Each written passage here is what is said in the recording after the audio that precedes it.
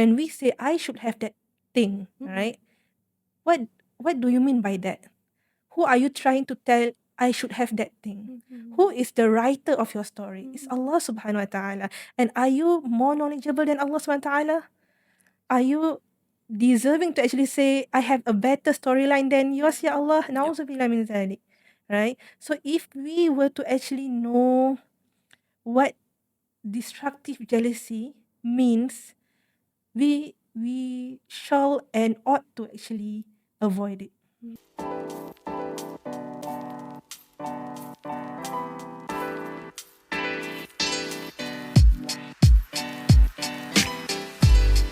Assalamualaikum warahmatullahi wabarakatuh, and welcome back to Buku IMAN. I'm Ashkin, and with this new episode, we're gonna talk about something that is very human, very real, and I think not many people like to admit, which is jealousy.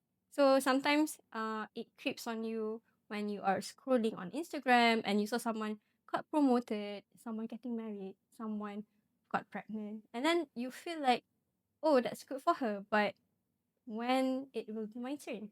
And almost immediately you feel like, oh, I'm guilty for feeling this. So today we're gonna discuss on some questions that many people would be wondering the answers are, and what, like, such as what is actually happening inside the heart when we feel jealous, and how does actually, social media trigger comparison, like make it maybe worsen, and how can comparison damages our relationship with people. And we will be exploring these questions with our two very special guests whose books actually speak to both sides of this issue, which is the state of heart and the way we live with people.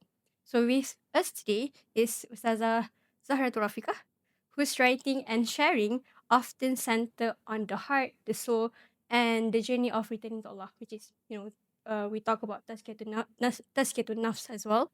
And we also have Ustazah Hidayah joining us, whose work focuses on hablumminannas, relationship with people, adab, emotional responsibility, and how Islam guides us the way we interact with others.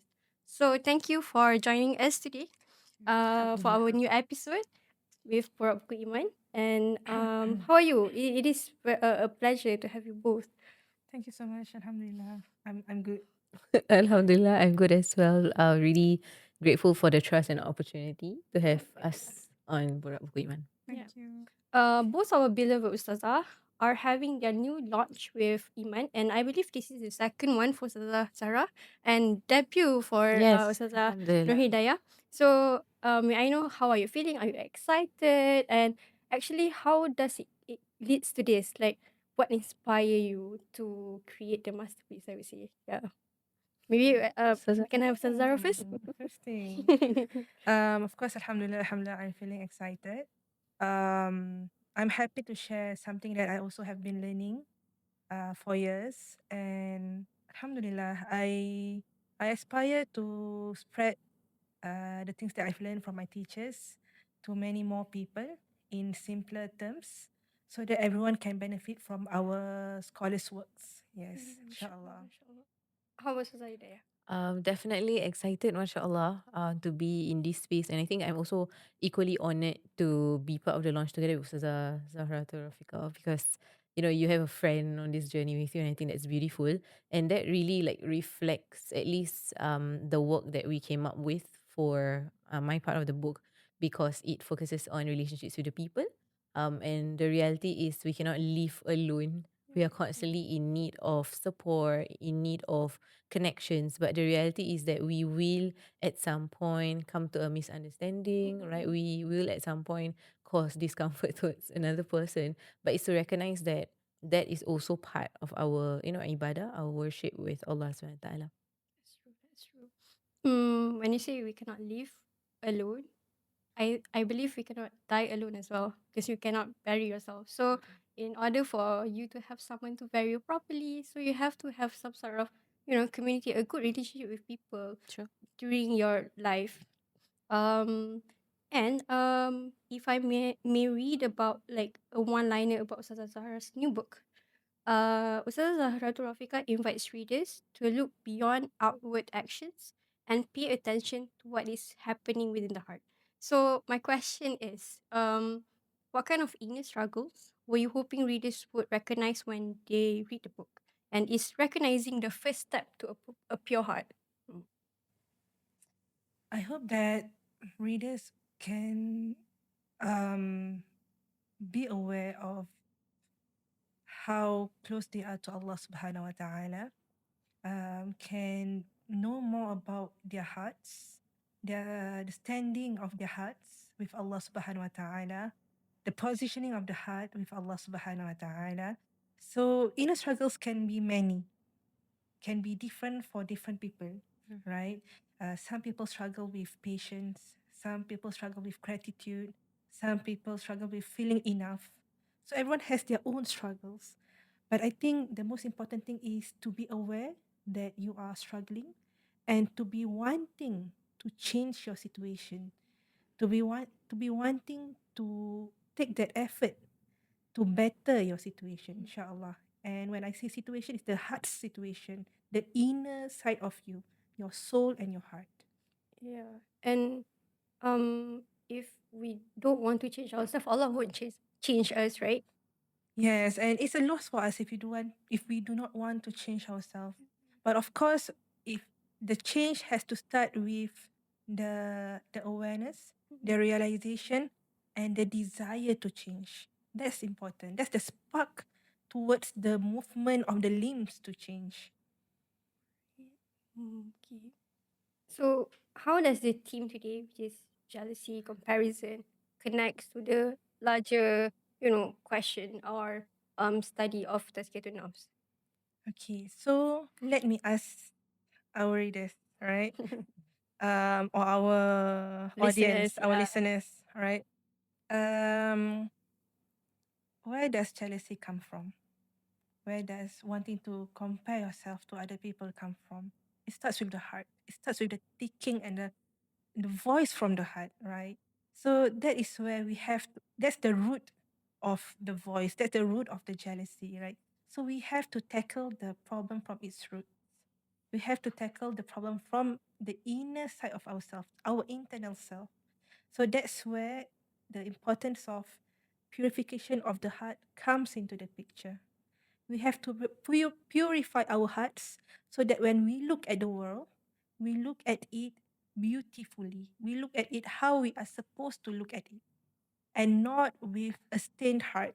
Because looking at the world with a stained heart, you will have a stained view of the world. And the manifestation of the stained view can be in the form of jealousy, anger, hatred, and so many more. So we want to avoid that. When you say that, it like spark an idea in me. It is as if you view the world with a steady heart, it's like viewing the world with a very dirty window. Is that it? Yes. Yeah. Okay. Listen. And for Ustazah Hidayah, if I may read the one-liner for her latest book, Ustazah Nur Hidayah reminds readers that being a good Muslim is not only about our private relationship with Allah, but also about how that relationship shapes the way we treat people.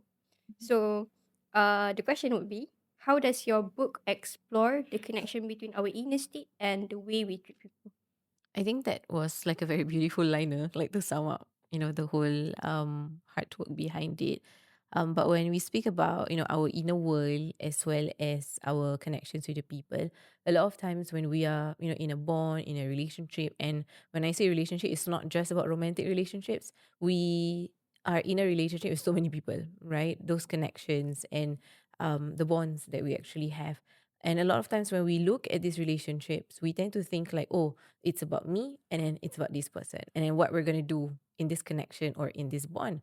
But what we don't recognize or realize is that the journey in a relationship with someone is actually a mirror for our own selves. Like it's only when you interact with someone you recognize your own fears, your own flaws, your own shortcomings, your own traumas, for instance. Why do certain things affect you when it does not affect other people, right? Why are you the one being triggered in that relationship while the other person is okay? So, really, when we go into these bonds that we have with the people, it is actually a reflection of what's going on the inside. And we will never be able to see it clearly when we do not connect with the people. Because if we're just left to our own self, right, what's there to see, right? Like you can see through introspection or like self-reflection, but people tend to push certain buttons, and when they push, that is where you learn, hey, this is where I'm at, and Allah is giving me an opportunity to learn to become a better version of myself. Correct me if I'm wrong, but I think I've read somewhere, maybe it is a hadith, but someone who lives alone and does not mix with people, but he is doing his ibadah and everything, is macam it's not better than someone who mix with people and get angry. Is that right? So it comes from a prophetic narration, a hadith. And basically the whole hadith speaks about the importance of, sometimes we feel like it's better we live off alone, away from the people, and then just focus on, our ibadah. But there is virtue in meeting with the people, connecting with the people, and struggle with your sense of patience, because that in itself is also an ibadah. So it comes from a hadith. And when we talk about jealousy and comparison again, how does this connect with hablumminannas? Wow. It does connect in so many forms. Again, jealousy. What's the other one again? Comparison. Comparison. Yeah. So jealousy, comparison, it can only happen in relationships, right? Like, you don't become jealous with your own self. Okay. Right? Like, oh, I'm jealous of myself for doing this. Like, it doesn't really happen. Yeah. Typically, there's like another subject, another person, another matter that is part of that equation altogether. And when we talk about comparison, we tend to view it as like a very bad thing altogether. But comparison is actually a skill, right? For you to compare between which sayo, which sayo is It's fresher, fresher. and then Yeah, the other yeah, one, yeah, right? yeah. If you don't have that skill, then like you'll just take in anything that might be good for you or might not be good for you. But comparison can be especially challenging when it prevents you from recognizing, Allah's blessings for you. It takes you away from your focus to constantly look at people, but you don't actually look at what you have. And one thing that I've learned is that when we catch ourselves comparing ourselves with other people, right? It means that we are investing our time and energy in others, in looking at others, that we do not have time and energy to focus on reflecting on our own selves. So you are a human being and you will either be doing one of the two. It's either you constantly look at people or you actually look at yourself.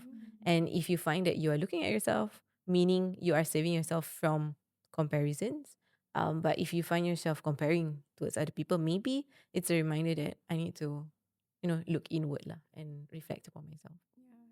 There's even a saying that comparison is the thief of joy. So if you let your comparison to be the thief of joy, it can be. But if you compare, if you have, if you use the time to reflect on yourself, then that's the best way to do it, right? Sure. And I think this is why today's topic is suitable for both of you, because I think it sits when we talk about jealousy, it sits between two relationships, which is with Allah and then with people. Because if we are jealous of other people, does that mean we didn't trust Allah's timing on our rezeki? Um, and how does that um reveal about our understanding of about Allah as Ar-Razak, I would say. And with people, maybe when we start comparing, does that mean we doesn't love that person? Because sometimes we compare or we get jealous of people who are close to us. Sometimes maybe because we have the same journey, but she gets there first. So comparison would, creep out on you. So, I think this topic would be a doorway, for us to see and reveal more about the books that you, Ustazah, have written, and um, we move on to the feeling itself, which is jealousy. Why do you think jealousy is something that is hard to admit? So I think Ustazah could answer this. Why is jealousy something that is difficult to admit? Yeah. I think the way we view jealousy itself, like the moment I come to terms with the fact that I am jealous, that for example, Ustazah Zahra got something that I wanted so Mm-mm, bad, but she mm-mm, got it and I didn't, right? If I admit that I'm jealous, it's as if like my spirituality has been tainted. It's like as if I'm a bad person. It's as mm-mm, if like I don't have enough iman that I could not prevent myself from being jealous with what she has. mm-mm, So I think we struggle with that because it makes us look like a certain kind of person.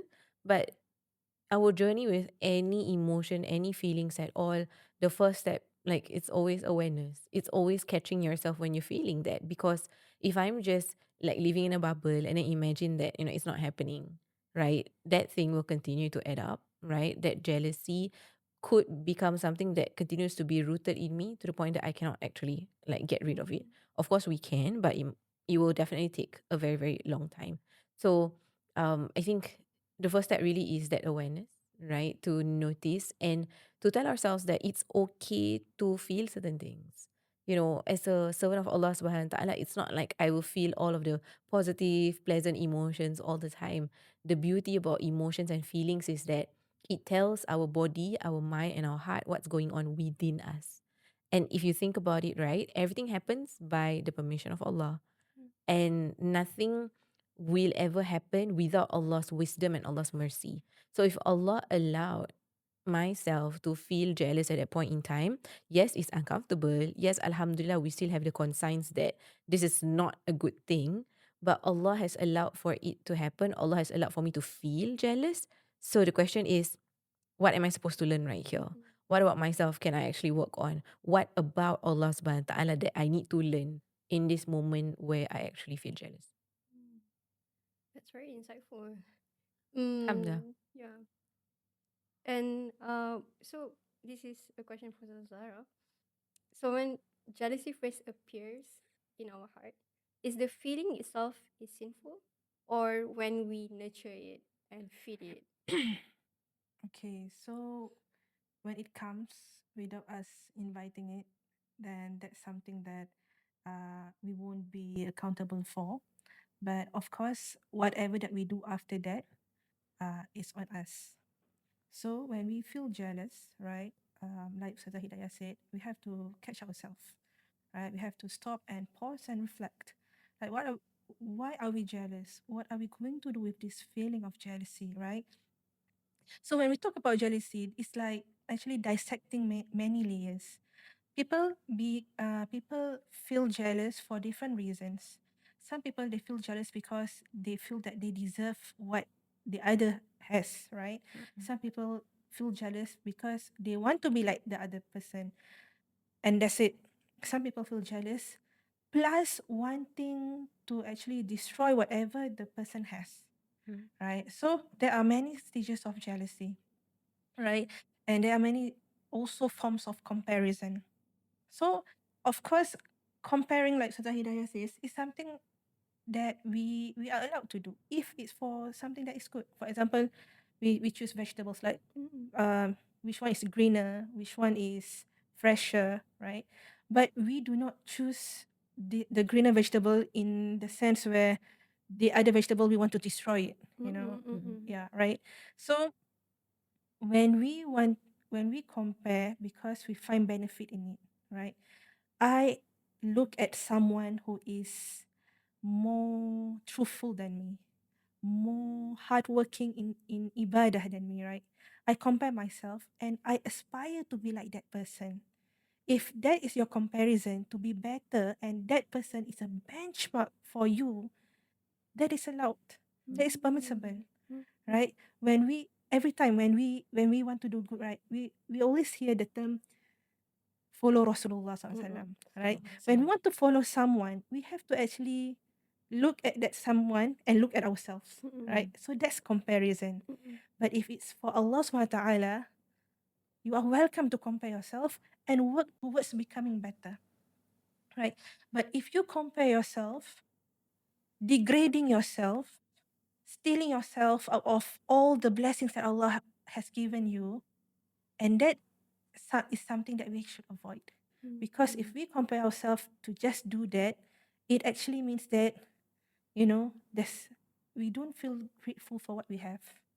And then we don't feel grateful for what other people have, right? And we do not trust the decree of Allah.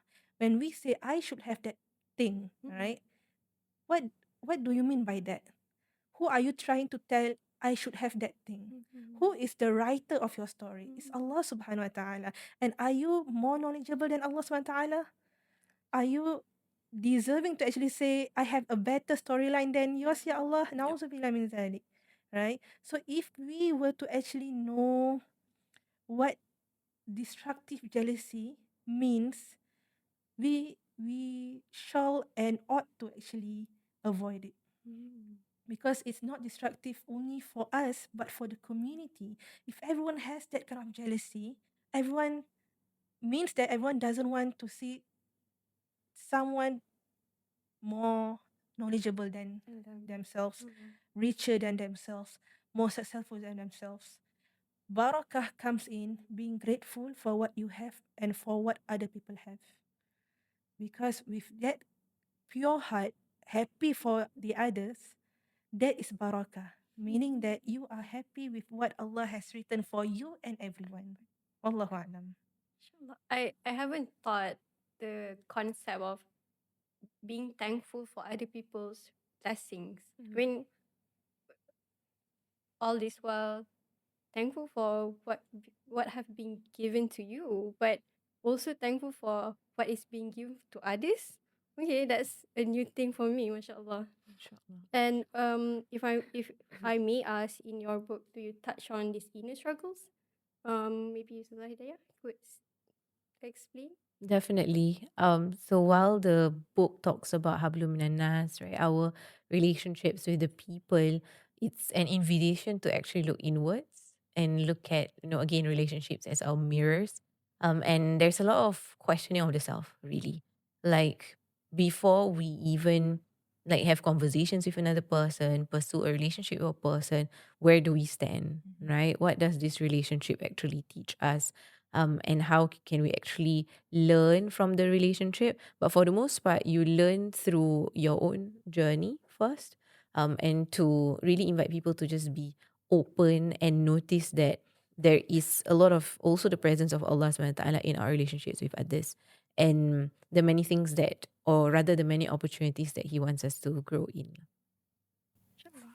And how about Sarah? Yeah, so in my book, when we talk about the heart, right, we also talk about the struggles of the heart, the struggles that we face to attain certain attributes of the heart. For example, patience, right? How attaining patience requires patience, right? That's true. Right. So there are degrees of patience. Some people might say patience has no limit, right? Okay. And your limit and my limit might be different. Yeah. Maybe I can withstand certain things, but you cannot. And vice versa. And certain things might be okay for you, but might not be okay for me. Right. So that's the inner struggle. And then regarding how we look at ourselves, how we look at our hearts, how we return to Allah subhanahu wa ta'ala within ourselves. Within ourselves. So mashallah, like I'm looking at both of our books, right? Inshallah. Like my book talks about the inner happenings, right? The inner framework, the inner building of spiritual state, like the inner states of the hearts. And Ustazah Hidayah's books talk about the manifestation of that states with the relationship with other people. So whatever that is in your heart will be reflected in whatever that you do, and that includes your relationship with other people and how you actually interact with other people. Yeah. So inner struggles is mentioned and is discussed in both of our books, and inshallah, I hope it will benefit ourselves Inshallah, and inshallah. other people. It really benefit me because Alhamdulillah. I've read both of the books, and it's something that not really discussed so much, I think, in the market of Islamic books.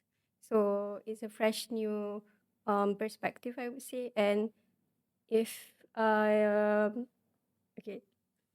right now, we would like to talk about, there's jealousy and there's envy. Mm. So what are the differences? And if Zara could explain to us. Okay, inshallah. So jealousy is like briefly it means that you are jealous of whatever other person has, right? Like you want the same thing, and it also can be to a certain extreme that you do not want that person to have what they have, or you want that blessing to be taken away from that person. So jealousy comes in stages, right? So um it has a negative connotation, right? There's no goodness that comes from this type of jealousy. Okay, but envy or ghibtah, right, in Islamic term, meaning that you look at that person, you want what that person has because it benefits you. And you want it because of Allah subhanahu wa ta'ala, and without wanting any bad things to happen to that person. You aspire to be like that person. So that's envy, right? I am envious of Ustazah Hidayah because she speaks eloquently. Astaghfirullah. She has Ustazah. she has this specialty in calling people to reflect with Quranic verses and so much more. And I want to learn from her, right? So that is something that brings us to goodness. That's envy, right? But jealousy brings us to more hatred, more bad feelings, and might be also becoming enemy to other people. So the end result is not good. But envy is something that we do because we want to be better and because of Allah subhanahu wa ta'ala. I have a question that is been lingering on my mind, which is, if I see someone and he has something that I want, so I just like, I want that too. Is that good? Is that bad? And me, Ustazah Hidayah, say something about this. Okay, mashallah. That really goes back to one aspect that we have, and that is our desires, right? We have our nafs, and I think which is why we really need Ustaz Zahra's writing on tazkiyatun nafs to help us, face those realities. But for each and every one of us, we have our own nafs, and it's only human to want something, right? Again, similarly to the comparison earlier, desire is something that has a lot of negative talk and connotation around it. But desire is also a gift that Allah subhanahu wa ta'ala had created for the human being. Like if I do not have a nafs, if I don't have like a desire, I won't choose between whether I like yellow or pink, whether I want to wear this color today. Ustazah wants to wear a pink hijab today. You're wearing like a very beautiful um, you know, outfit altogether. It's all mashallah, due to our desires, right? Desire to like a certain type of food, a certain type of venue. So we will pursue something that we like based on our desires. But what is challenging is, the moment we allow our desires to take the driver's seat.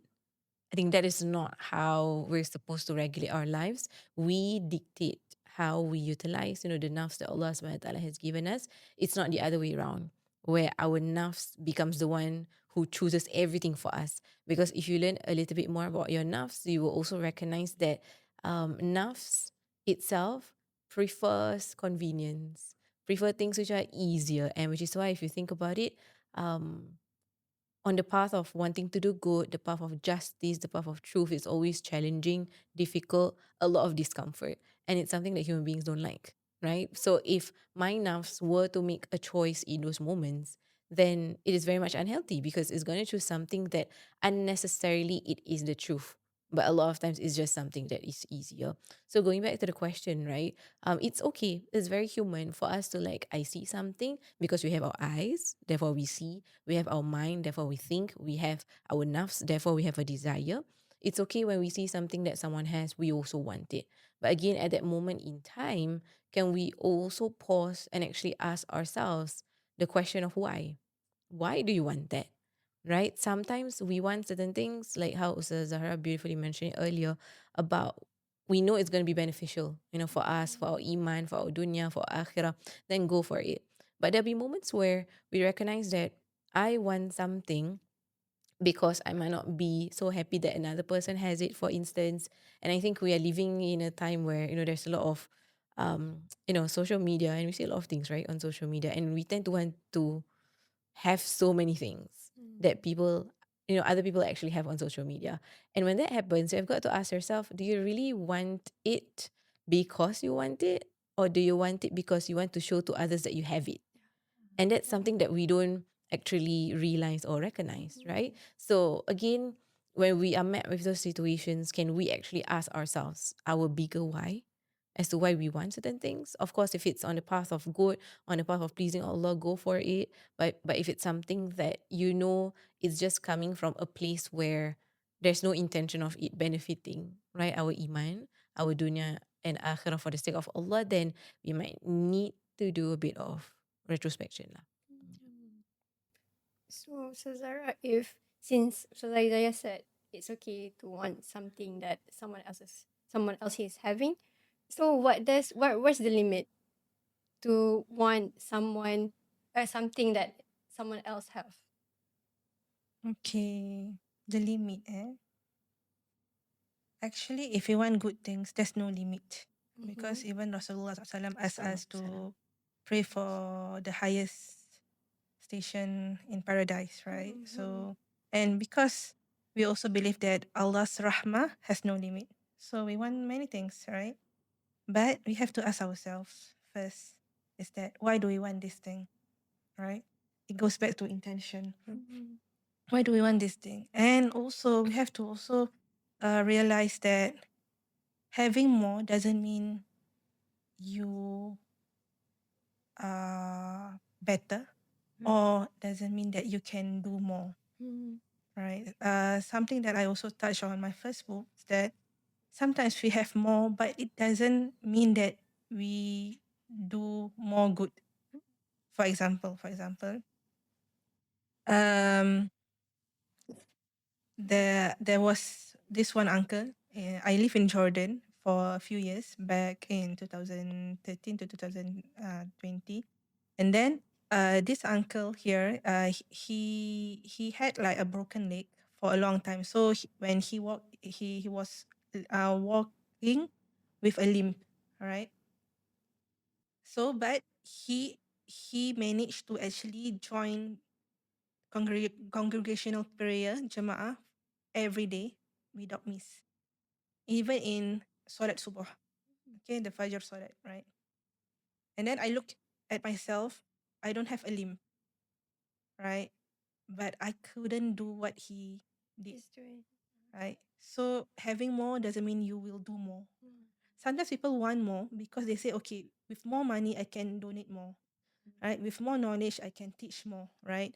And that may be true, okay? But you have to ask yourselves, with the things that you have right now, have you utilized these things to its fullest, right? With the intellect that Allah has given you, with the legs, with the hands, with the wealth that Allah has given you, however much it is, right? Have you been doing the best with all of these things, using all of these things? If it's not, meaning that there are many more rooms for improvements before you can ask for more, or before you ask for more, right? So go back and ask yourself, why do we want more, right? If it's for the good things, there's no limit. You want to do this, you want to do that, you want to do anything that is permissible and that is seeking for Allah's pleasure, I would say ahlan wa sahlan, right? But you have to ask yourself why. Knowing the why will give you direction to where you are going. So as Muslims, and this is beautiful, whatever that we do, we have our own why, right? Because we live in this world with purpose.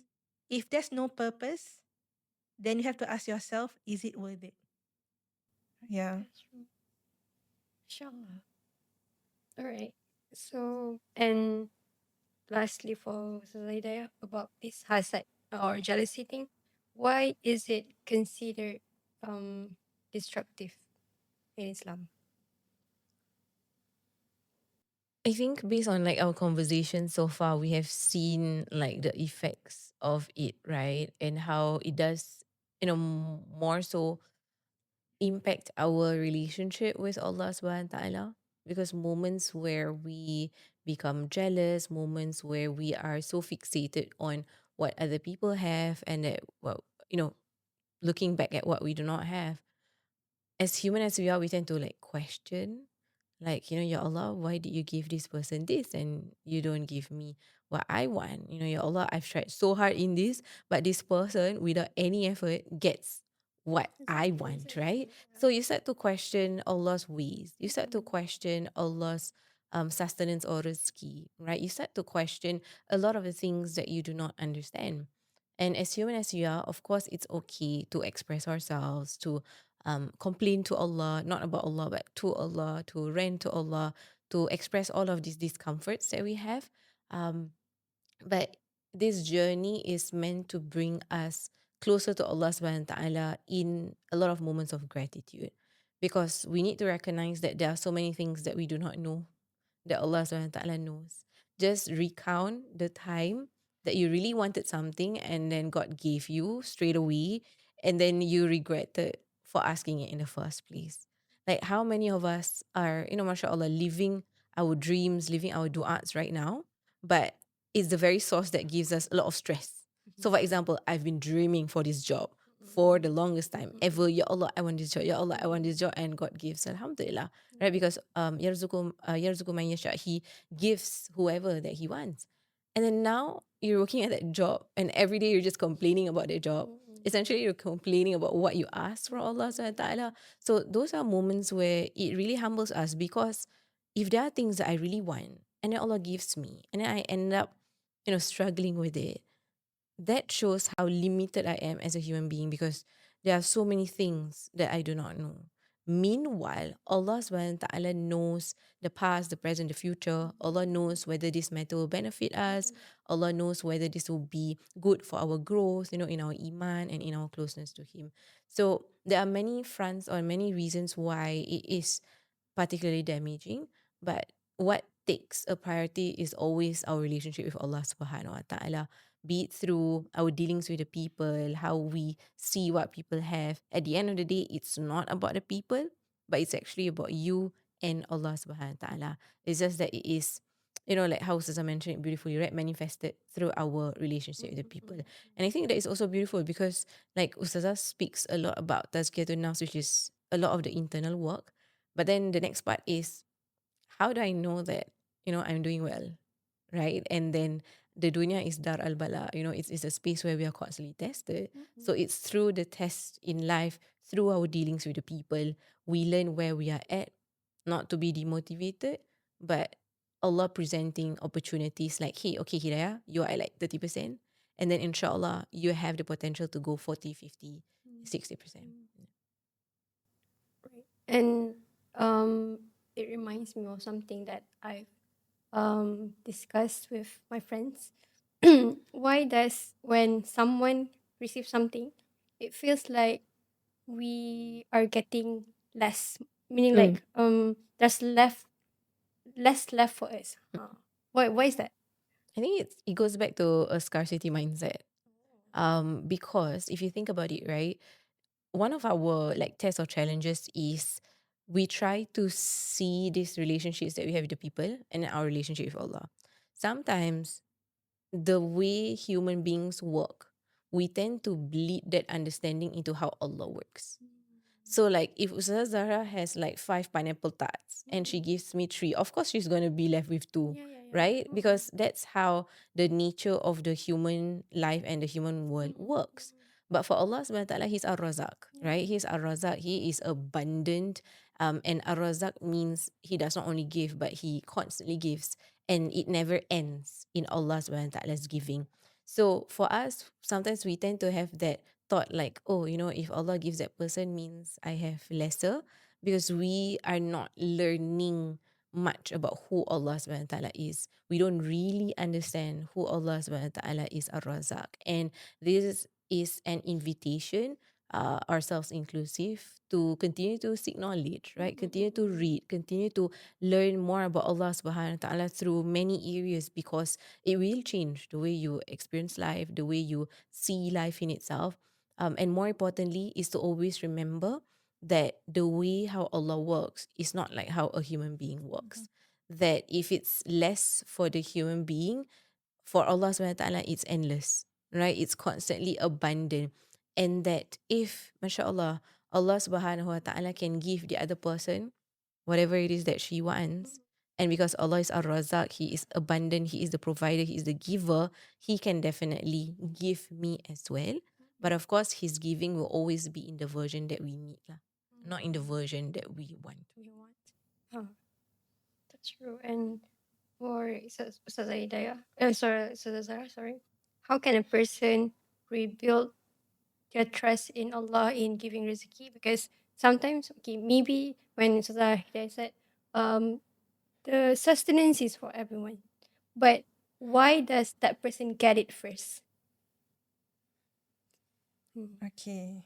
I will echo whatever Ustazah Hidayah said. MashaAllah, beautifully also. Okay, so let us slowly dissect, okay, that statement. Why does it get first, right? Why not? That's true.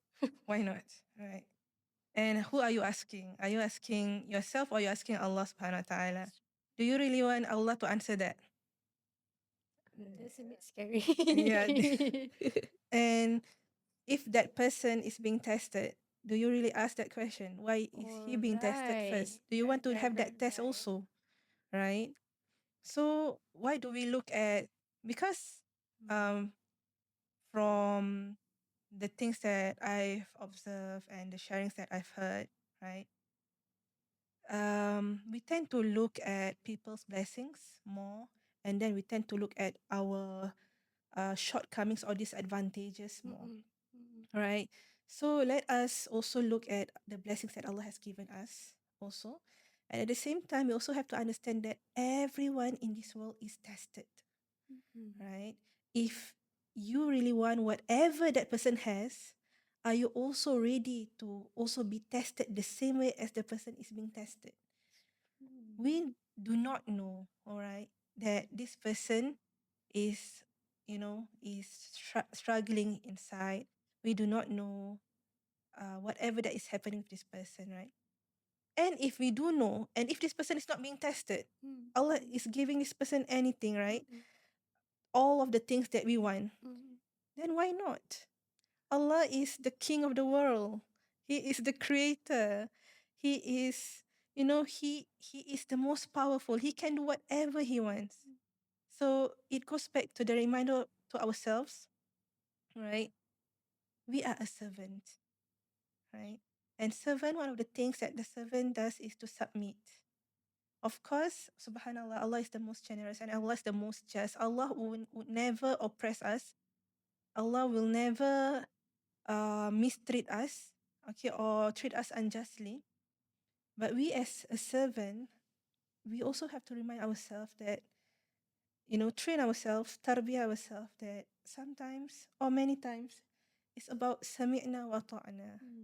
We listen Allah and we obey. We witness Allah and we obey. And if you were to give that person the many things, right, then alhamdulillah for that person, right? So that connotation, if you were to ask the question is why that person get it first, right? So to make it more practical, maybe you can also see what does the person do to actually get it, right? Because Allah SWT is the most fair. Whoever puts in effort, inshallah, you will reap its benefit. And if, for example, you have done these things for years, but you do not get it, you have prayed for something, but Allah has not given you, know that a person's dua, Allah will answer it exactly like the person wants, or Allah gives give the person a better version of the dua, or Allah make that doa as a barrier or a protective shield against something that is evil or bad things that will happen if you have to have that thing, right? Or Allah will save it in akhirah for you. So with this mindset, right, make lots of dua, want many things and ask Allah for it. Know that whatever things that do not manifest in this dunya, you will get it in akhirah. And we know that whatever version of the things that we get in akhirah is so much better. The things that we can never imagine with our minds, we will get it, right? So subhanallah, Allah will never turn away a person's dua. You will get something similar, the same thing, a better version, or you'll get it later on. So it's not about who gets it first, but it's about knowing Allah subhanahu wa ta'ala, knowing yourself, and knowing that if you trust in Allah, you are never in loss. Because when you feel frustrated with whatever people have, right, you feel that you are at loss. You feel that you are missing something. Know that when you trust Allah, you never miss anything. It's just that it is manifesting in the way that doesn't suit you for now, right? But if we were to know Allah's decree on us, like what our scholar said, we will die or we will be crippled because of the immense love that Allah has given us if we know about it. Yeah. And Ustazah mentioned about we we always see the good things that people are having, but we didn't know their tests and everything. And to reflect this on, the world now with social media, people always just put out the good things in their life. So that's why maybe it make it worse. So I think and having social media can be a test on your heart. So how to know social media is harming our heart? Like, where's the limit? Oh, okay. Maybe just share one or two. This is first and foremost a reminder for myself, right? And a similar question was asked a month ago, and this got me reflecting because social media is always, for most of us, is already part of us, right? We share many things in social media, and we connect to many people in social media. Social media is a tool for us to connect, to do silaturahim, to know more about certain things. But what is the limit? When do we know that social media is putting a rust in our heart, right? When it becomes something that make us further from Allah subhanahu wa ta'ala. Right? So if you are doing something in social media and it doesn't make you closer to Allah subhanahu wa ta'ala, that's already an orange light. Okay, what are you doing actually? Because the time we spend in this world is for the good things or the bad things or things in between. Right? So things in between, if it's too much, we indulge on it, right? In the gray area, slowly we are stepping into the harmful things. Right? So and this thing about social media is that if we ourselves it were to actually create our own algorithm, right? There will always be certain things that just pop up and will actually test our iman, right? Test our iman. So limit your time with social media. Make it serve as a tool, but do not make it serve as something that might harm you. And all of us know how will it harm us, right? For example, someone spend 2 hours in social media and all of the things that that person do is good things. So 2 hours is for them. But someone spend even just only 20 minutes. It's already harmful for that person. So it's actually depending on that person. But you have to ask your heart lah, right? Is this thing that I'm doing bringing me closer or further away from Allah subhanahu wa ta'ala? So it really needs reflection. And also, it's not just social media, but everything that we do. As simple as sitting down, right? Sitting down. Is our sitting down here right now? is bringing us closer to Allah subhanahu wa ta'ala or further away. Wallahu a'lam. We have to reflect and also ask our hearts. That's true. Inshallah. And if I could have Ustazah Hidayah opinion on this as well, like because I believe it's social media when like what Ustazah Zahra has said, it's not, it depends on that person how it's he or she is using it. It's a tool. So Ustazah Hidayah uses social media for da'wah, for classes. So is there any instances or stories that you could share where social media can be so destructive for a Muslim? Yeah.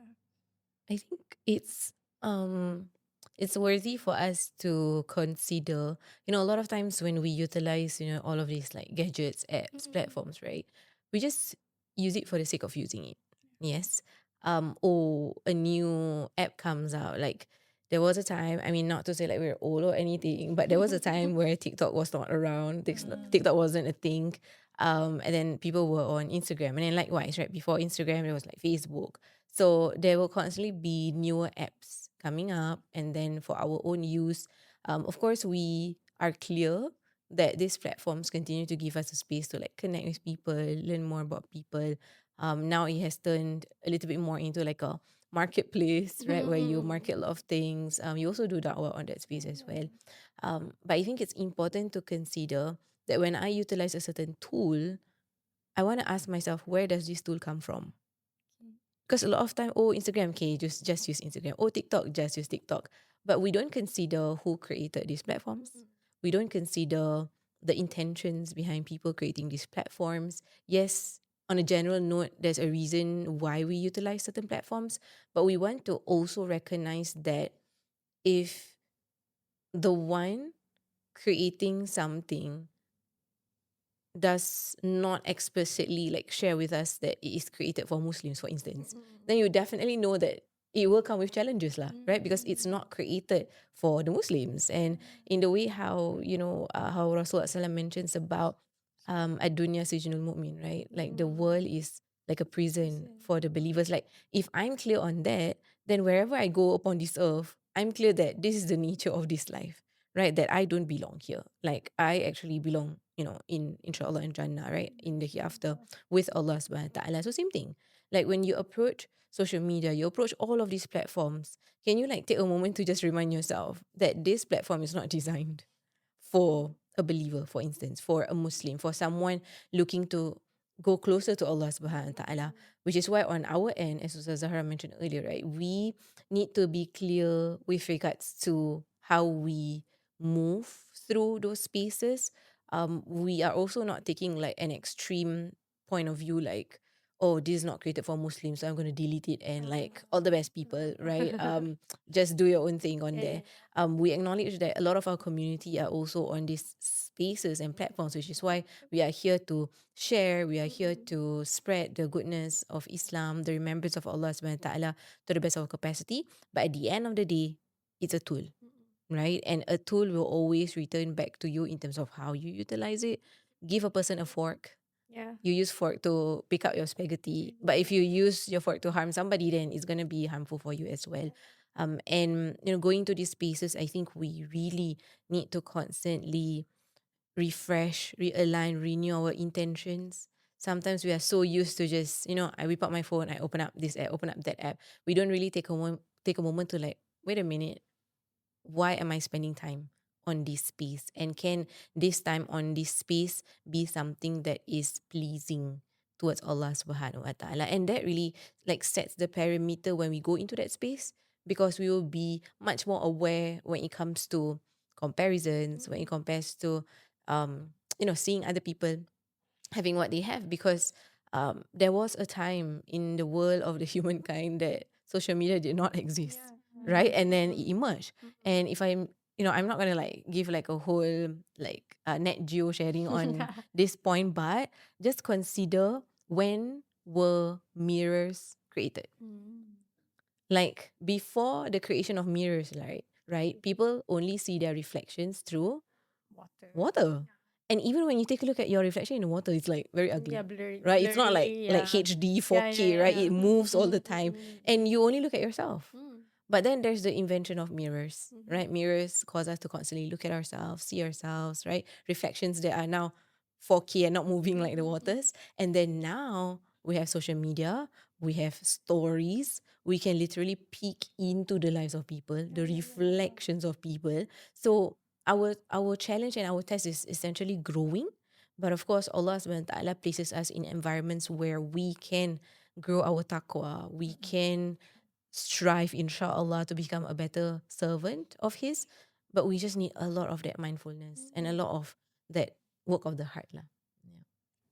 From the perspective of tazkiyatun nafs, so we know this question is for Zahra.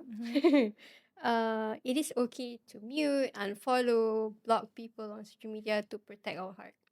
Oh, mute. Block, No. unfollow. People want to request follow, no. To protect our hearts. Yeah. Okay. Who am I to say it's not okay? Actually? um, I believe it goes back to you yourself, right? At the same time, I feel that your account, your profile, should also feel safe for you, right? It's like your virtual home. That's why you have all these policies or all these settings where you can limit, because certain limits might make you feel safer and so many more, and might make you more comfortable sharing. So for me, someone has the right to guard their house, meaning that to install more locks, right? To even say no to people coming in, right? Even in our physical space, right? If we are not ready to let someone in our house, we have the right to say sorry, it's not the time yet, right? During Raya, we know, right? All the adab and etiquettes. So it's the same thing. Okay, but of course, we do it from a place of wisdom and kindness, meaning that when you block someone, you do not block with a message. I'm blocking you. How? So block. I hate you. That person cannot reply because you blocked Already already. blocked. Right?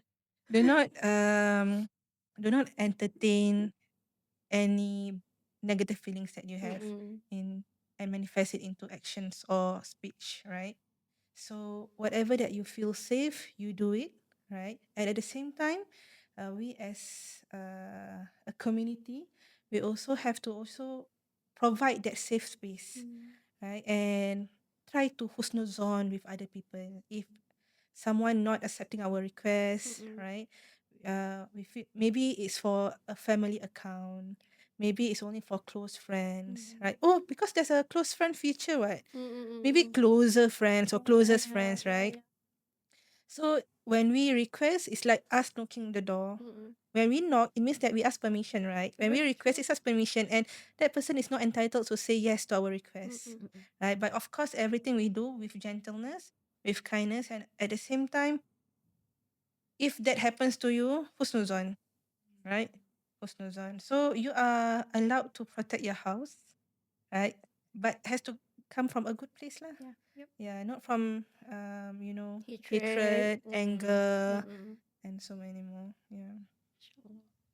Right. And can social media be the mirror to us recognize the diseases in our heart?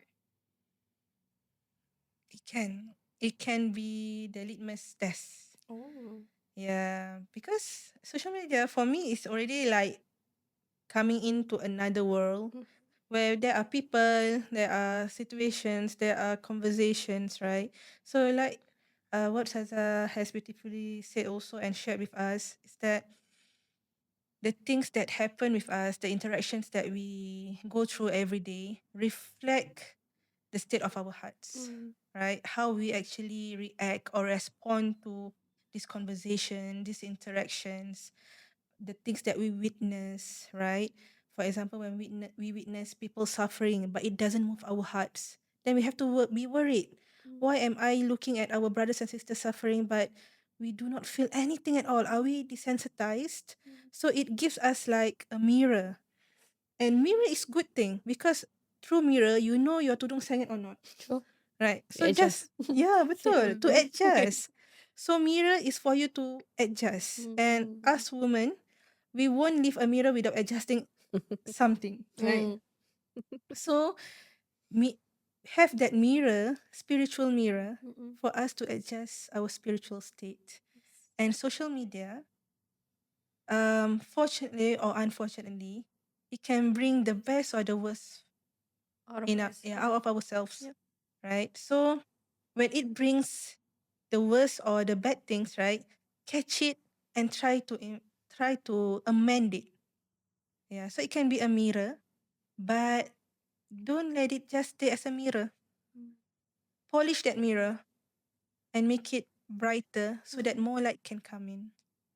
Sure, that's a very good analogy. Beautiful. Okay.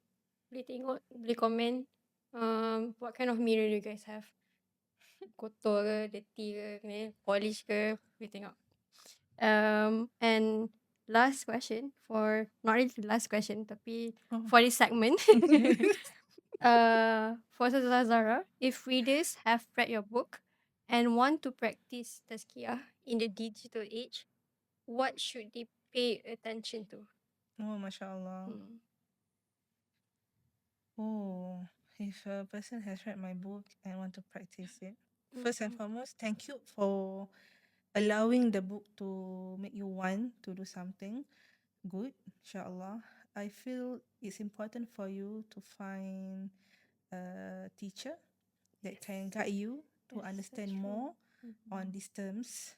Whatever that I've written in the book, I would say it's simplified terms for us to have the keys to open more doors of knowledge and understanding, because our scholars have discussed about this through volumes of books with many great and deeper explanations.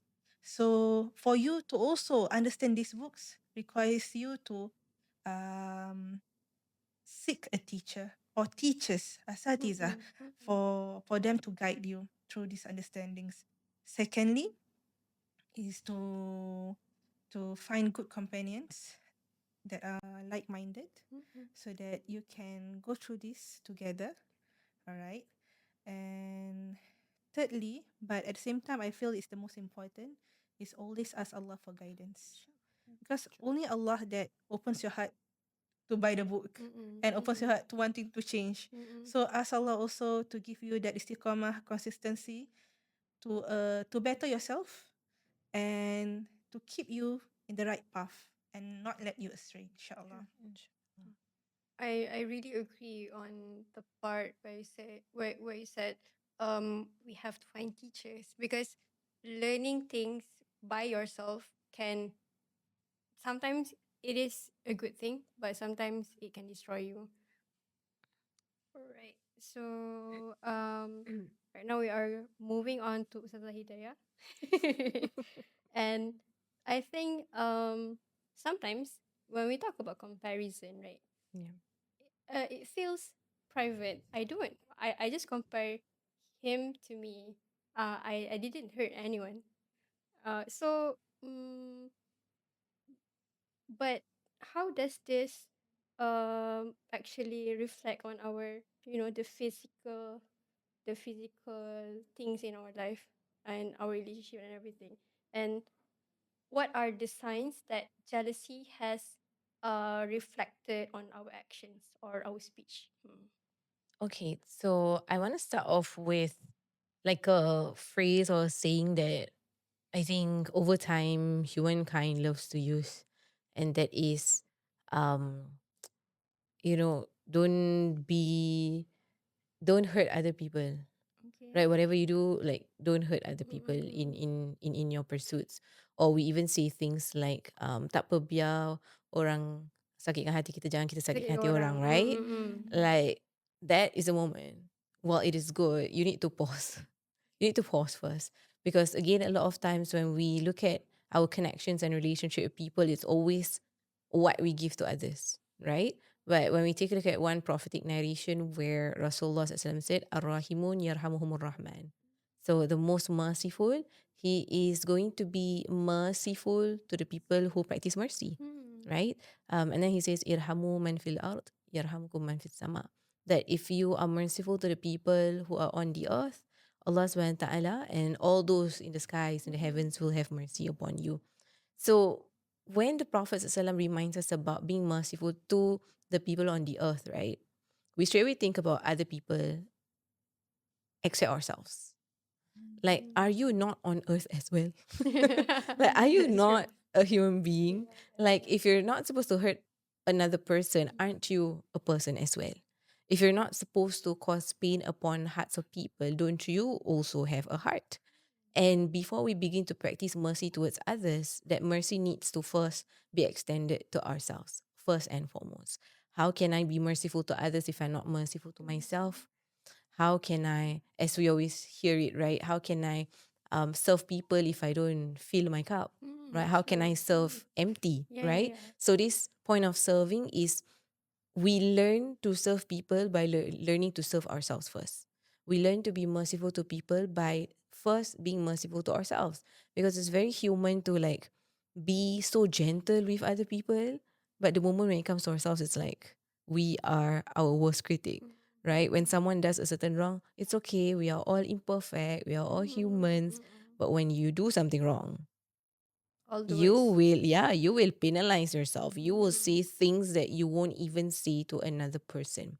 So my point here is to realize and recognize that yes, you may say that, oh, I'm just comparing with another person, I'm not like hurting them, right? In a way you're hurting yourself.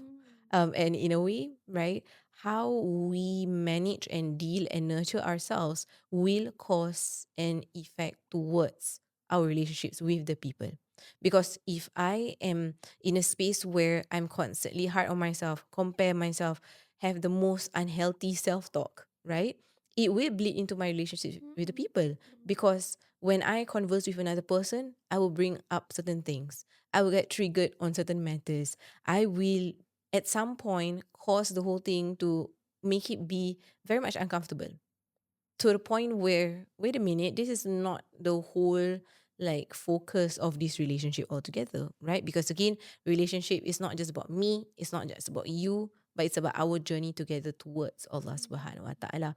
So it's important to recognize that yes, while perhaps on the physical or on the external sense we think and we see that it's not impacting other people, but if you think about it, it impacts you, and you are as important as the other people. And I think looking ahead, for some of us, we have little ones in our lives, right? Like yourself, you're a mother. And again, oh, when I compare with this person, it doesn't hurt the other person because like I'm the one doing the comparison, right? Maybe the other person does not even know that this comparison is actually happening.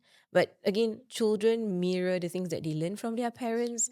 Are these the things that I want to teach the people around me with regards to self-worth, with regards to the kind of, servant of Allah subhanahu wa ta'ala that we want to become? Because while we do not see like the physical, the external impact, but it does bleed into the rest of our relationships with the people. And sometimes, if perhaps as a friend or as somebody in a person's life where we learn that this individual is struggling with comparison, it can also make another person uncomfortable. Like, what if I share this good news? Right? Maybe I wanted something, or Zahra wants something, and then suddenly I am the one who got it from Allah subhanahu wa ta'ala, right? But of course, again, based on what we discussed, I get what Allah wants me to get, and Zahra gets what Allah wants for her to get. But in that moment, I will then become very uncomfortable. Like, what if I share with Zahra and she's gonna be sad about it? What if I share with Zahra? Of course, a lot of what ifs it is, opening up paths for shaitan, right? But it causes discomfort. And a lot of times we don't realize that our actions does cause an impact towards other people. And part of the journey of being a servant of Allah subhanahu wa ta'ala, yet again, is that journey of mindfulness. Because yes, it's for your journey, but your journey will definitely cause impact on other people, whether you notice or not, whether it's a parent or something that builds up for the long run. Mm, when you mention both when you want something and so Zara wants something, hypothetically. Hypothetically. Yeah. And then you got it and Zara didn't. Mm. And it feels like you worried to tell the good news to your friend. So why is it difficult sometimes for us to celebrate the success of our close one? Mm, Mm. okay. Interestingly, that's one of the things that is like written in the book. Like there's a whole chapter about, Mm. being thankful to people and, what they receive from Allah Subhanahu wa Ta'ala. There are actually many reasons, like many factors as to why we are in that situation and we have all of those feelings, Mm. right? But again, the reminder is always in our relationships with the people, we learn more about ourselves, more truths about our fears, our traumas, our concerns. And, sometimes Allah subhanahu wa ta'ala puts us in moments where He tests us with our own set of values and Mm. Mm. beliefs. Mm. Like, you say that you need to be grateful for other people's blessings, right? So, okay, wait a minute, let's test that. Like, Mm. are you okay with Mm. that, right? And that is part of the mercy of Allah subhanahu wa ta'ala to help us allow the knowledge that we learn turn into something that is beneficial, because knowledge is only beneficial when you practice it, Yeah. right? When you actually share it with the people around you, when it transforms you. So I want us all to recognize that moments like this, it's opportunities from Allah to help us apply what we have learned, apply the truths that we believe in, the values that we continue to hold on to. But of course, the bigger purpose behind that is to learn more about Allah subhanahu wa ta'ala, to recognize Allah subhanahu wa ta'ala's presence in our day to day. And that, at the end of the day, when we are met or when we are faced with realities of what we are lacking, I think we need to ask ourselves really, why are we affected by this lacking? Because sometimes not having something is not just about not having something. Sometimes not having something makes us feel unworthy about ourselves. Sometimes not having something makes us feel lesser about ourselves. Sometimes not having something is as if I'm not giving the best for the people around That's me. true. So there will always be like so many layers as to why you are uncomfortable with a certain matter. And it helps to be honest with ourselves, because with that honesty, we can learn where we are at and we can provide the remedies to ourselves, the ones that we need, inshallah. And maybe some of the factor that we could think about is environment, Sure. because moms are comparing their children. Why didn't you get the things that the neighbor sons get? So I guess it is a multifactorial thing Definitely. as well. So, and what do you think the things that we could do to start celebrating things that um our friends get, which someone that something that we wanted to, but we didn't really have it right now. So what's the first step to do that? I think um the first step really goes back to like the individual circumstances, right, in which that they are in. But I do want to bring up this concept of gratitude, because Allah subhanahu wa ta'ala will constantly put us in moments of tests, right? There's like a whole ayah in the Quran where Allah teaches us to say, "Hadha min fadli rabbi liyabluwani aashkur am akfur," that when Allah gives me a certain bounty, it's all from Allah, but the purpose of it being given is for the fact that it is to test me whether I'll be grateful or I will disbelieve in the way how Allah subhanahu wa ta'ala does things. And so I feel like it's important to recognize that when something happens, it happens because Allah wanted it to happen in the first place, right? There must be something that Allah wants you to learn. There must be some growth that Allah subhanahu wa ta'ala wants for you in this moment. Because never once did Allah subhanahu wa ta'ala wants bad things for us, things to hurt us. Recently I learned like this whole analogy of, when you are sick and then like if you need surgery, and then like when the doctor cuts you, isn't it painful? but you don't question the doctor for hurting you. Oh, You okay. don't question the doctor for causing pain upon you, because you know that it's to like remove whatever tumor that you have within you, or like whatever that the surgery requires, right? So you don't question that hurt because you know it's necessary. And it's in the same way when I'm placed in moments where somebody received what I wanted, and then I want to practice that gratitude, is to acknowledge that yes, the pain is there, the hurt is there, the discomfort is there, but this is necessary, right? This is necessary for my growth. This is necessary for me to recognize that at the end of the day, this world revolves around how Allah SWT wants it.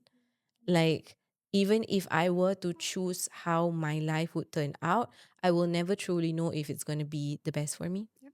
I'm never going to truly know whether it's going to be the best for the people around me. Because what happens to me also affects the people around me, right? And your life journey is not like a selfish journey altogether. It's constantly like in intersection with another person's life. Like what you are experiencing as an inconvenience could be a convenience for another person. In the same way, when you go through convenience, other people will experience inconvenience as well. Like just flip the script. What if you are the one receiving it and then your friend is not the one receiving it? Same thing. One person will be convenient, another person will be inconvenient. But the whole point is not about the convenience. The whole point is recognizing that Allah chooses who He wants to give. Allah chooses how He wants to give, when He wants to give. And sometimes living in, especially in today's time, with a lot of like roles, responsibilities, and hats that we wear, we forget our number one identity, and that is we are the servant of Allah, like before anything else. And as a servant in his or her relationship with the master, the servant only wants what the master wants for them. And can we, especially in those moments, I feel this is not like a moment where we had never experienced it before, right? Many times we encounter moments like this, but when we are met with these moments, can we make a little dua, right? And ask Allah, Ya Allah, there are certain things that I want in my life. There are certain things that I want that, I see that other people are getting. But I think, please help me to nurture my heart in a way that I want only what you want. Because sometimes what I want might be damaging for me. What I want might not be good for my deen, for my dunya, and for my akhirah. But I know that whatever it is that you want for me will always be the best. And help me to want what you want. Because sometimes we might not always be on the same page with Allah, right? So we want Allah to help us to be on the same page with Him, inshallah. May Allah make it easy for all of us. Ameen. And in friendship or sisterhood, how do we stop making the other person as a competition, as a competitor? Yeah. How do you stop competing Yeah, yeah. with the people around us? That's really interesting, because sometimes you find yourself in a moment where you did not plan to like compete with this person, but suddenly you're constantly comparing yourself with another person. So I feel that is greatly a moment that requires a lot of like reflection and introspection as well.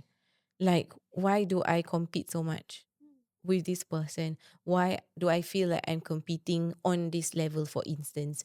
Is it competing because, like Allah mentions in the Quran, fastabiqul khairats, right? Just race towards goodness. When goodness comes, just go for it, just run for it, right? And but if it's on the basis of just wanting to like fulfill our desires, just not wanting other people to have whatever it is that they have, then that is where we need to, just question ourselves a lot as to how we have gotten here. I think with regards to a lot of like the problems and the issues in the world, right? It's very human to constantly want solutions. Like, okay, there's a problem. What is the solution? We have this situation. What is the way out? But we don't really offer ourselves to pause and ask ourselves, how did we get here? Because if we are always so focused on solution, solution, solution, you'll find yourself constantly going back to the same issues, because all you ever did was to find a solution, but you don't recognize what is the root cause of the problem. So you keep putting in the solution, but the root is constantly getting graver, or in fact bigger, or constantly being rooted lah, right, in our lives. So it's important to ask ourselves, how did we get here? right? How did I actually get to this point where I start to compare, like you mentioned, with our own friends? Like our friends are our own cheerleaders. Our friends are our own support systems. There are people who compare themselves with their own family members, right? And if you find yourself in an uncomfortable situation, you have got to go back to the roots. Ask yourself, how did I get here? And what can I actually do about it in this situation? Because I feel to different circumstances, it might be different. But of course, there's a big part of the conversation with regards to matters of the heart as well, lah, right? A lot of the things that we pursue, the ways that we deal with the people, it is led with where our heart is, the state of our heart in itself. And if we don't work on that, we're going to have a lot of challenges lah, in the external or the physical world. Yeah. If Zahra want to say something about that? Which part of it? Uh, like how can we stop picking other people as our competitors? Like stop comparing. Yeah. I think start realizing that there's no competition or race in the beginning, right? Oh, that's a I way mean, to put you it. are the one who set the stadium, the race, and Mm-mm. at the same time, you are the judge. You're And one man show. yeah, then you have the candidates. Like, why are you troubling yourself? Yeah, that's right. Yeah, That's true. so at the same time, um, treat others like how you want to be treated also. Yeah, I love others like how you want to be loved, right? And there's also in Islam, right? Allah SWT says, "Lan tanalul birra hatta tunfiqu mimma tuhibbun." You will never attain complete goodness until you give away or you donate whatever that you love. Meaning that sometimes we give away the things that might not be of use to us, True. right? We don't want. We don't want that we give away. Yeah, Hopefully, it's still in a good condition, yeah, but yeah. something that we might not need anymore, right? Mm-mm. But Allah SWT also teaches us there's another level of giving something to people, which is something that you love, something that pleases you. Okay, for example, for in zakat, right? Zakat fitrah, like whatever rice that you eat, you also give zakat in Right. Oh, the that's same a grading of concept. rice, Okay. right? You don't eat A plus grade rice and then you give other people, lower grade. Yeah. You give something that you yourself enjoy, right? So if you look at everyone with love and with so much kindness and gentleness, right? Then you are happy with whatever that this person is happy about. And there's no competition at all. If Allah is loving enough to give this person something, meaning there's a reason for us to love this person. Allah is giving this person. Right? We look at Allah and this person. Allah give this person. Why are we making this person a competition? Right? Are we in competition with the giver also? Right? We are looking at the given, but always we forget the giver. So Allah is giving this person something. We are happy for that person, and there's also uh I think a tip or something that we can do, right, is that whenever we see someone get something, we pray for that person to be blessed with the something that they are given with. So, for example, when we see someone gets a very nice penthouse, right? I love penthouse, right? or or simpler terms, cheesecake. I also love cheesecake. Okay, so I love cheesecake and penthouse. Everyone. If Okay. anyone would like Take to note. send Ustazah a gift. Listeners, take Okay. note. Joking. Okay. And then someone is given cheesecake or a penthouse, right? Then make dua. Alhamdulillah. Ya Allah, bless this person with whatever that you give this person, right? Bless this person and do not make these things a test for them. So whatever you make dua for this person, the angels are making dua for you too. Yep. So the angels are making dua for you to get penthouse and cheesecake, right? So these are the things that it's like ibadah hack, right? We think good of others, and then everything will be good for us. So Life hacks. it reminds me of my trip to hike Sinai mountain in Egypt. So it took me 6 hours to get to the peak, right? So there was a guide with us. I was like asking the guide, sorry, I'm so slow. You have to wait for me. Then he said, relax. You're not in a race. And I'm slowly saying, yeah, I'm not in a race. Why I'm Yeah. being very, why do I need to achieve something quickly, right? So I think the one person that we are in a race with is ourselves lah. We want to be better than we are before or yesterday. So yeah, if we are always spending time looking at ourselves, I think we do not have time to look at others also. Yeah. Great. This is a question for Ustazah Hidayah. In your book, how do you guide readers to maintain adab with people when the heart is struggling? And I think how not to be a pushover, because I think I struggle with that, being a pushover. Pushover Macam meaning orang people pleasure lah macam.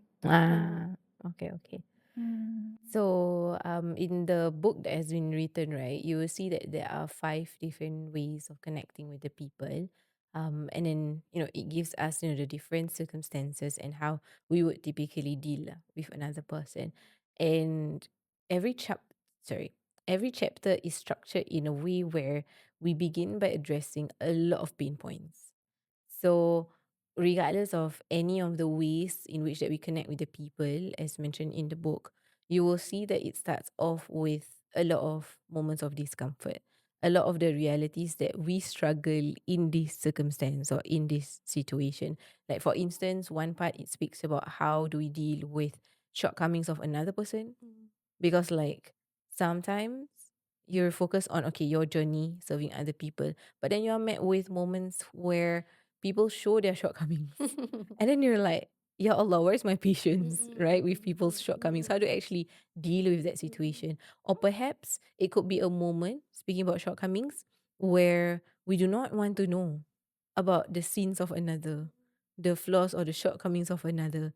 But now Allah subhanahu wa ta'ala presents it to us that this is the person's like this is the person's flaw and shortcoming, and how do you actually deal with those moments, right? So it's hopefully it's going to be beneficial when you explore the pages of the book. But what's really important is the mindset in which that we approach all of these circumstances. Again, our number one identity is that we are servants to Allah subhanahu wa ta'ala, which also means we are here to please Allah subhanahu wa ta'ala only. For the human being, it's one or the other. It's either you're pleasing the people or you're pleasing the creator. It's either you want the people to thank you or you want the creator to thank you. It's really one or the other. So if you find yourself in moments where you start to choose pleasing people, especially at the cost or at the expense of your relationship with Allah subhanahu wa ta'ala, I think that is where, we need to really take a step back, lah, right? And recognize that sacrificing my relationship with Allah for the people is not worth it, right? And in fact, that is not why we are created to be here in the first place. Let me just give you an example. You buy a washing machine. What does a washing machine do? Everybody? Wash, right? What does it wash? Clothes, right? Dirty clothes. We're not going to talk about whether it's right to put shoes in a washing machine. That's like another topic altogether. But imagine if you buy a washing machine and then you put clothes in it, and then it's your favorite clothing, and then you open up, your favorite clothing is torn apart. What do you feel? Sad. Disappointed, Disappointed. right? Like, okay, this is not what I wanted, Yeah. right? This is a shredder. Yes, it's a shredder. Apparently. Not a washing machine, right? It's a different description altogether. So what would you do when you see that happening? Would you just buy a new clothing and just dump the next clothing that you buy? What would you do to the washing machine? Take it for a fix. Yep, maybe. take it for a fix, Yeah. repair, or to a certain extent, if it's very bad, you will just get a new washing machine Yeah. altogether. Because you are telling yourself that the washing machine is not functioning in the way it was created. This is not the job of a washing machine. Like earlier, Ustazah said she likes cheesecake, right? Mm-hmm. Same thing. Put your favorite hijab, and then you will open up, there's going to be 10 cheesecake inside. Mashallah. Okay? Yeah, which hijab? Which hijab I'm gonna throw you in, right? But regardless of anything that you put in, it will still give you cheesecake. You will never get a clean hijab at the end of the day. But you will constantly get cheesecake after cheesecake. You know, you ask Allah, Allah gives you more, right? Yeah, so you put all your hijab to the point where you don't have a hijab anymore. But you have thousands of cheesecake in your house, right? So it gives you like sort of a benefit, but it doesn't make sense because that is not the job of a washing machine. You might like the first 10 slices, Ustazah, but maybe not the hundreds or thousands of the same flavor maybe in just one day. So it gives you sort of a different benefit, but you know the washing machine is not functioning in the way how it is created. Same thing like the human being. Like I'm not saying we are washing machines, but that is like a helpful example that every time you come to a moment where you recognize that you are not functioning in the way how you are created, like a human being would send that washing machine to a repair. A human being would do something to fix to ensure that the washing machine functions in the right way. And same thing, I am here, created by Allah subhanahu wa ta'ala, as mentioned in Surah Az-Zariyat, وَمَا خَلَقْتُ الْجِنَّ وَالْإِنسَ إِلَّا لِيَعْبُدُونَ, right? I did not create the jinn and the humankind except to worship me. So my primary function is to worship Allah. My primary function, worshipping means to please Allah. Worshipping means I do what Allah pleases and I save myself from the things that displeases Allah because it's going to affect my relationship with Him. So same way going into my relationships with the people. When I do this, does this serve my objective? Does this serve my purpose of creation? Does this serve the reason why Allah subhanahu wa ta'ala puts me here? And when we are clear with that, it is clearer for us in terms of our approach with the people, dealings with the people, and especially when you are met with circumstances where you have to choose between what you would like to do. You know, sometimes in relationships we can get emotionally charged, right? So we would want to say this, we would want to do this very badly. But in that moment, again, I'm first a servant of Allah. My duty here is to worship Allah subhanahu wa ta'ala. Do I choose what serves my emotion? Or do I actually choose something that serves Allah? Because again, my relationship with the person is not just about us, but it's actually about Allah subhanahu wa ta'ala first. What, what a beautiful analogy about washing machine. So, boleh balik tengok kan washing machine function ni betul tak? You're putting hopes on my washing machine. No It's like cheesecake. cheesecake. Cheesecake more.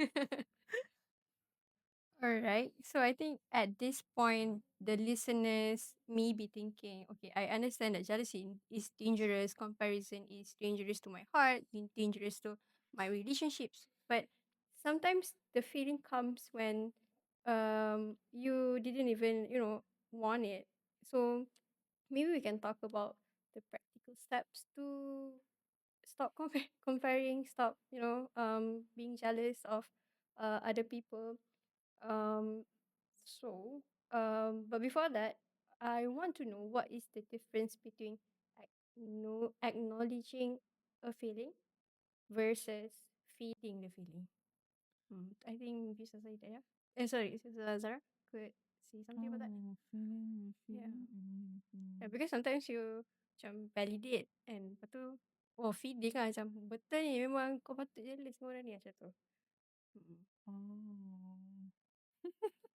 Okay, so acknowledging the feeling versus feeling the Yeah, feeling. feeding. Feeling. Yeah. Okay, so I think feeling the feeling. Sometimes we feel, but we might also do not know what feeling are we feeling, right? We do not, we don't really identify with the feelings and so much more. So feeling is still something that is happening. It's a state of feeling, but acknowledging is you catch yourself, you are aware, and then you to a certain point you admit that you have this feeling.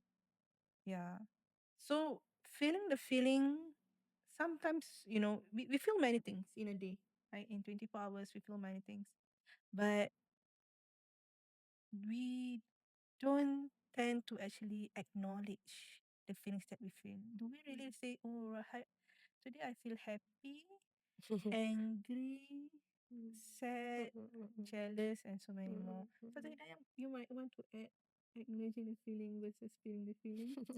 When we speak about feelings, I think beautifully said by Ustazah, right? Whether we actually acknowledge what we feel and whether that's the matter that is happening. I think being more versed or well versed in the vocabulary of feelings is equally important. Like we just know the feelings that Ustazah mentioned earlier, right? Sad, happy, angry, jealous, maybe a bit more, right? But when you take a look at the spectrum of angry, there's a lot of things, right? There's disappointed, there's annoyed, there's this, there's that. So sometimes we struggle with acknowledging our feelings because we don't really know what we're feeling. So there's this thing that you can look up. It's called the feelings wheel. For some people, it's still not enough. Like feelings wheel, there's like three layers: the core, and then the middle, and then the outer. So you will see specific emotions for you to find, because when you know specifically what you feel, it helps to address it. Because imagine you say, "Oh, I'm just angry," and then somebody gives you the remedy of annoyance, but actually you are just overwhelmed. So we need to know the right kind of disease per se, um to actually give it the right kind of antidote. So you can check out the feelings wheel. There's a lot of emotions on there, but mashallah, there are still people who feel like there's more than the feelings wheel. And I think that's the beauty of the creation of Allah subhanahu wa ta'ala. So to acknowledge is to actually know what you are feeling. But when we talk about feeling the feelings, right? It's actually part of the journey of healing, actually. That a person can acknowledge that, oh, okay, yeah, today Hidayah feels overwhelmed. But okay, bye. Next, right? But to feel the feelings is to really sit with it, like, hey, what is this feeling making me, causing me to act in a certain way, right? Where do I actually feel it?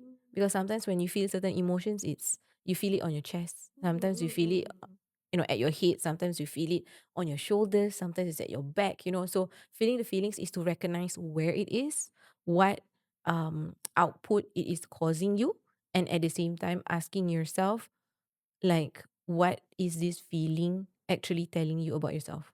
Because, like, for example, why do we feel fearful? Because fearful tells us that something is dangerous, for instance, right? Therefore we save ourselves. When we feel um angry, for instance, right? Why do we feel angry? It could be because our body is telling us that someone has crossed the line, someone has taken our right. So imagine if we don't have those feelings, right? We will just allow a thief to just come into our house and just take everything, right? Oh, thief, yeah, jemput masuk, yeah, take lah. This is my favorite chair, right? Gift from what I love, just take lah, take. My favorite chair. But these feelings tell us that there are certain things that it is signaling to us about ourselves, about what we need. So feeling our feelings, as much as it is part of the healing journey, it also helps us to learn deeper about ourselves and to grow, I feel, because we won't grow in the capacity of our emotions unless we start to feel our emotions. And if we don't start feeling our emotions, like, things will just end up bottling up, and then one day it will erupt. And when it erupts, a lot of times it's ugly. Right. So we have come to our last question for this episode. But this is for both of Zahra. For listeners who want to continue this reflection through your books, which part of chapter would you recommend they begin with? Okay, so Zahra. I would recommend the introduction. Oh, okay. Yeah. So the introduction actually not just the introduction, the acknowledgement first, and then the introduction. So from there you will understand the aspiration and the intention behind the book. So I really hope that when you know these aspirations and the intentions, you will keep it at the back of your mind while reading it, and it gives it more meaning. It gives it more purpose, because you know the direction that this book is showing you or directing you towards. Yeah, and also my book, you can also read the chapters independently also. Mm-mm. So you can start with chapter 8 or chapter 6, Mhm. right? But I encourage you to start with acknowledgement and introduction. Then you can do the chapter jumping so Mm-mm. that you know what is it about. Mhm. Yeah. How was the Hidayah? MashaAllah. There's a reason why things are at the introduction, lah, right? Like to give you like a context of things. But I'm really grateful to the Iman editorial team for actually being open to welcome reflection questions for a big part of the chapters, lah. So if you go to the chapters, especially the parts where it shares with us about ways we connect with the people, at the end of every chapter there are 3 reflective questions. And maybe what you can do is that you can either read the chapter and then reflect with the questions, or you can also start with going to the reflection questions first. Like assess where I'm at, just answer based on myself before reading the chapter. Then once you have your answer sorted out, you read the chapter and then you go back to that reflection question and probably see how your perspective has changed or how you want to view your experiences differently lah. But me, what is written, reminds us of Allah subhanahu wa ta'ala, and me this, collective effort, um, you know, reminds us that all the goodness is from Him lah, right? We are just vessels writing all the wisdoms that we don't even have access to in the first place. But Allah subhanahu wa ta'ala is so kind to use us for this matter lah. Yeah, please make dua for us, inshallah. Alright. So that signals the end of our podcast session today. So thank you, Ustazah Zahra and Ustazah Hidayah, for Alhamdulillah. such an insightful episode. I would say I learned so much. So if you guys want to know more, please buy the new book from Ustazah Zahra and Ustazah Hidayah. And we'll see you guys next time on Borak Buku Iman. Bye. Assalamualaikum. Assalamualaikum.